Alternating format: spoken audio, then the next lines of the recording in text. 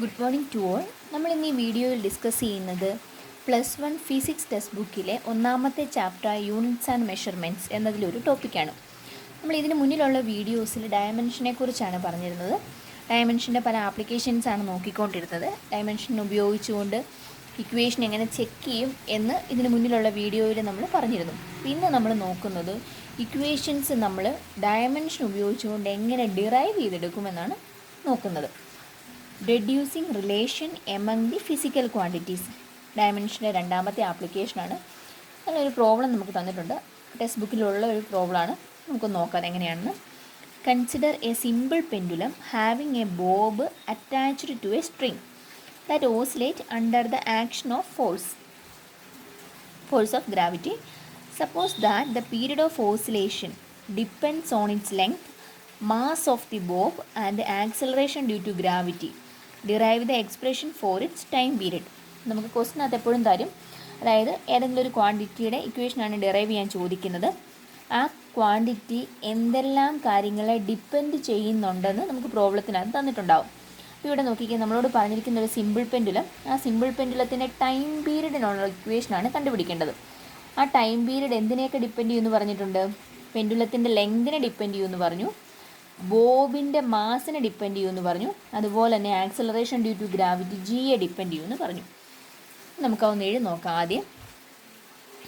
അതായത് time period depends on എന്തൊക്കെയാണ്? Mass of the bob, length of the pendulum and acceleration due to gravity. നോക്കിക്കാൻ നമുക്കറിയാം, ചില ഇക്വേഷനകത്ത് ടേംസിന് square കാണും, അല്ലെങ്കിൽ ക്യൂബ് കാണും, അങ്ങനെ പവേഴ്സ് ഉണ്ടാവാം. നമ്മൾ ഈ ഡിറൈവ് ചെയ്യുന്ന ഇക്വേഷനകത്ത് അങ്ങനെ പവർ ഉണ്ടോ എന്ന് നമുക്ക് അറിയത്തില്ല. സോ നമ്മൾ ഇവിടെ പവറിൻ്റെ സ്ഥാനത്ത് എ ബി സി എന്ന് കൊടുക്കുന്നു. നമുക്ക് കൃത്യമായിട്ട് പവർ അറിയത്തില്ലാത്തത് കൊണ്ട് ഇവിടെ പവർ എ ബി സി എന്ന് ഇട്ട് കൊടുത്തു. ഇനി നമ്മൾ ഡിറൈവ് ചെയ്ത് വന്നു കഴിയുമ്പോൾ ലാസ്റ്റ് പവർ ഇല്ല എങ്കിൽ ഇപ്പം ഏത് ടേമിനാണോ പവർ ഇല്ലാത്ത ആ ടേമിൻ്റെ നമ്മളിവിടെ കൊടുത്തിരിക്കുന്ന പവർ, അതായത് ലെറ്റർ ഉപയോഗിച്ച് കൊടുത്തിരിക്കുന്ന ഈ പവർ 0 ആയി പൊക്കോളും. നമുക്ക് നോക്കാം എങ്ങനെയാണെന്ന്. ഇനി പ്രപ്പോർഷണാലിറ്റി കടന്നാൽ അതൊരു ഇക്വേഷൻ ആവുമോ? ഇല്ല. ഇക്വേഷൻ ആക്കാൻ വേണ്ടി ഒരു കോൺസ്റ്റൻറ്റ് കൊണ്ട് മൾട്ടിപ്ലൈ ചെയ്താൽ മതി. അതായത് പ്രപ്പോർഷണാലിറ്റിയുടെ ഈ സിമ്പിൾ മാറ്റി ഇക്വേഷൻ്റെ ഈക്വൽ ടു എന്നുള്ള സിമ്പിൾ കൊടുക്കണം എന്നുണ്ടെങ്കിൽ ഒരു കോൺസ്റ്റൻറ്റ് വെച്ച് മൾട്ടിപ്ലൈ ചെയ്യണം. നമ്മളിവിടെ മൾട്ടിപ്ലൈ ചെയ്യുന്ന കോൺസ്റ്റൻറ്റ് കെ ആണ്.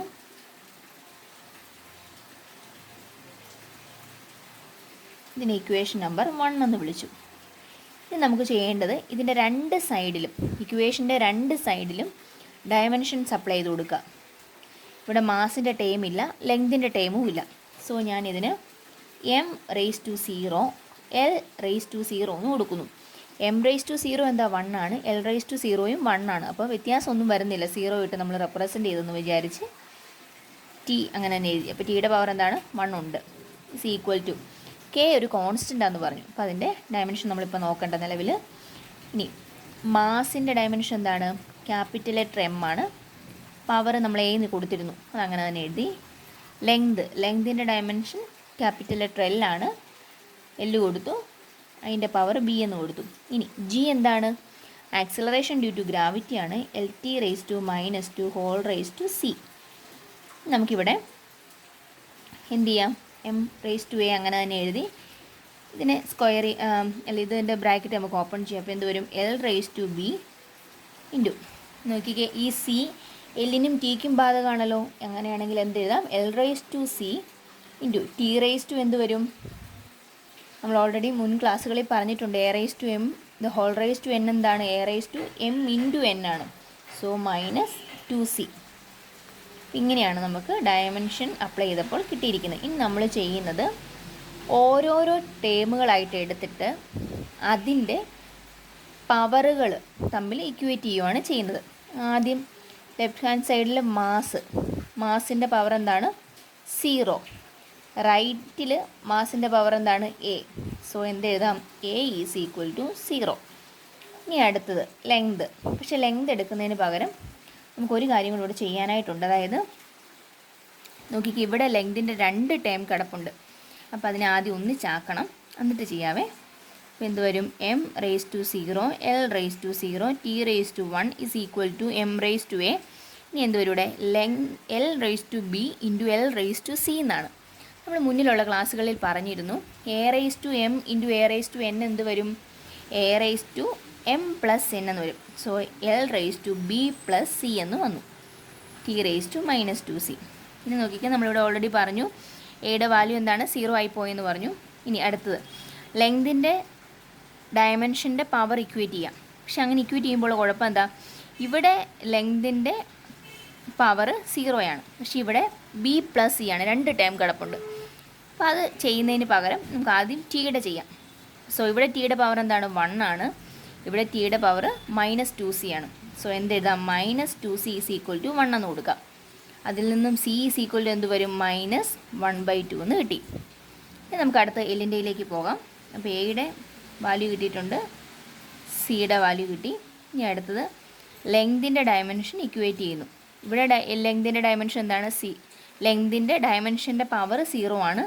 ഇവിടെ പവർ ബി പ്ലസ് സി ആണ്. സോ എന്ത് എഴുതാം? B plus c is equal to 0 എന്ന് കൊടുക്കാം. ഇനി ഇതിൽ സിയുടെ സ്ഥാനത്ത് എന്ത് എഴുതാം? -1/2 എന്ന് കൊടുക്കാം. So b -1/2 is equal to 0. ഇനി ഇതിൽ നിന്നും ബി ഈസ് ഈക്വൽ ടു എന്ത് വരും? 1/2 എന്ന് കിട്ടി. സോ എയുടെ പവർ കിട്ടി, ബിയുടെ പവർ കിട്ടി, സിയുടെ പവർ കിട്ടി. ഇനി അത് എയുടെ പവർ അല്ല, എയുടെ വാല്യൂ കിട്ടി, ബിയുടെ വാല്യൂ കിട്ടി, സിയുടെ വാല്യൂ കിട്ടി. അത് ഒന്നാമത്തെ ഇക്വേഷനകത്തേക്ക് സബ്സ്റ്റിറ്റ്യൂട്ട് ചെയ്യുക. അപ്പോൾ എന്ത് വരും?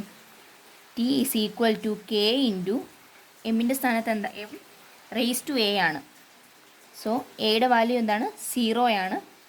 സോ നമുക്ക് എന്ത് എഴുതാം? M raise to 0. അടുത്തത് എൽ റേസ് ടു ബി ആണ്. ബിയുടെ വാല്യൂ എന്താണ്? 1/2 ആണ്. ഇനി ജി റേസ് ടു സി. സിയുടെ വാല്യൂ എന്താണ്? -1/2 ആണ്.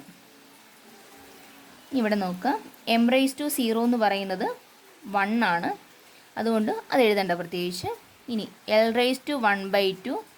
ഇനി ഇവിടെ എന്ത് എഴുതാൻ പറ്റും? അതായത് എക്സ് റേസ് ടു -1 എന്ന് പറഞ്ഞാൽ അതിനർത്ഥം എന്താ? 1/x എന്നാണ്. അല്ലെങ്കിൽ ഈ എക്സിൻ്റെ പവറായിട്ട് എന്തുണ്ട്? 1 ഉണ്ട്.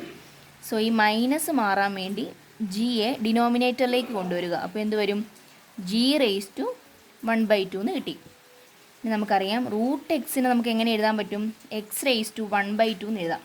സോ എൽ റേസ് ടു 1/2 എന്നുള്ളതിൻ്റെ സ്ഥാനത്ത് എന്ത് കൊടുക്കാൻ പറ്റും? K into √L divided by √G. എല്ലിനും ജിക്കും റൂട്ടുണ്ട് കോമൺ ആയിട്ട്. അങ്ങനെയാണ് എന്ത് എഴുതാം? K into √L by G എന്ന് കൊടുക്കാം. ടൈം പീരീഡിനുള്ള ഇക്വേഷൻ കിട്ടി. T is equal to K into √L by G. ഇനി ഇതിൽ കെയുടെ വാല്യൂ 2π ആണ്. സോ ഇക്വേഷൻ എങ്ങനെ മാറും? T is equal to 2π into √L by G എന്ന് കിട്ടി.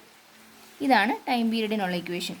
ഇവിടെ നമുക്ക് കെയുടെ വാല്യൂ അറിയത്തില്ലെങ്കിൽ ഇത്രയും മാത്രം എഴുതി നിർത്തിയാലും ഉത്തരം ശരിയായിരിക്കും.